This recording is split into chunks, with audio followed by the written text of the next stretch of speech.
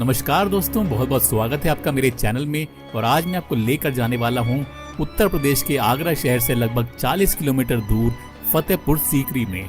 करीब 14 साल तक मुगल साम्राज्य की राजधानी रहने वाला ये शहर न सिर्फ बादशाह अकबर की जीत की एक निशानी है, बल्कि वो जगह है जहां पर उन्हें सूफी संत सलीम चिश्ती से दुआ मांगने के बाद उनकी हिंदू रानी जोधाबाई से एक संतान हुआ था जिसका नाम था जहांगीर। तो आइए जानते हैं इस शहर फतेहपुर सीकरी का रोचक इतिहास, जिसको बादशाह अकबर के सपनों की नगरी के नाम से भी जाना जाता है। आपके दर से बताओ क्या नहीं पाता, सवाली मांगने वाला कभी खाली नहीं जाता।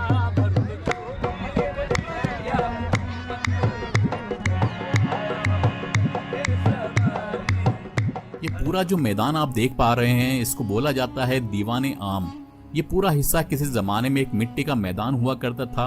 बाद में इसको सुंदर बनाने के लिए यहाँ पर घास लगाई गई थी। तो यहाँ पर बादशाह अकबर आम आदमियों से मिलकर उनकी बात सुनने के लिए आया करते थे। यहाँ पर लोगों के बैठने के लिए कारपेट लगाई जाती थी और गर्मियों के समय में यहाँ पर तंबू यानी कि टेंट लगाए जाते थे। जो भी बड़े लोग होते थे वो ऊपर बैठा करते थे और यहाँ सामने में एक जाली हुआ करती थी जिसके दूसरी तरफ बादशाह अकबर बैठकर आम आदमियों को सुना करते थे। तो यहीं पर दीवाने आम में बैठकर वो न्याय किया करते थे और जो लोग भी गलत होते थे उनको यहाँ हाथी द्वारा कुचलवा के मरवा दिया जाता था। वहाँ सामने में जो पत्थर आप देख रहे हैं, वहाँ पर अकबर ने अपने पसंदीदा हाथी को बांधने का इंतजाम किया हुआ था। तो बादशाह अकबर यहाँ पर 1571 से लेकर 1585 के बीच में रहे थे, यानी कि 14 साल के लिए ये पूरी जगह जो है फतेहपुर सीकरी मुगल साम्राज्य की राजधानी हुआ करती थी।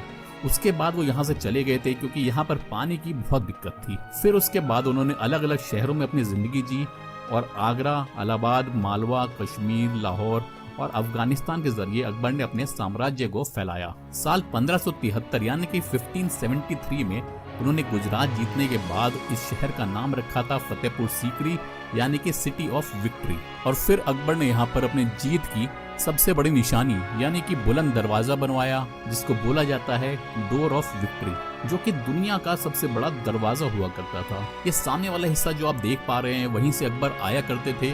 और आप जब फतेहपुर सीकरी आएंगे तो आपको रास्ते में एक गेट दिखाई देगा जिसको बोला जाता है आगरा गेट। तो यहाँ ऐसे 9 गेट हैं जिनसे बादशाह अकबर ने 9 शहरों को जोड़ा था। तो अकबर ने इसको 12 किलोमीटर में बनवाया और 12 साल में ये बनकर पूरा तैयार हुआ था। तो ये उस जमाने में एक टाउनशिप बन गया था, जैसे कि आज के जमाने में कोई भी बड़े शहर में होती है। साल 1524 में भारत में मुगल आए और सबसे पहले मुगल बादशाह बने बाबर। बाबर ने भारत में कई युद्ध लड़े और उनको जीता।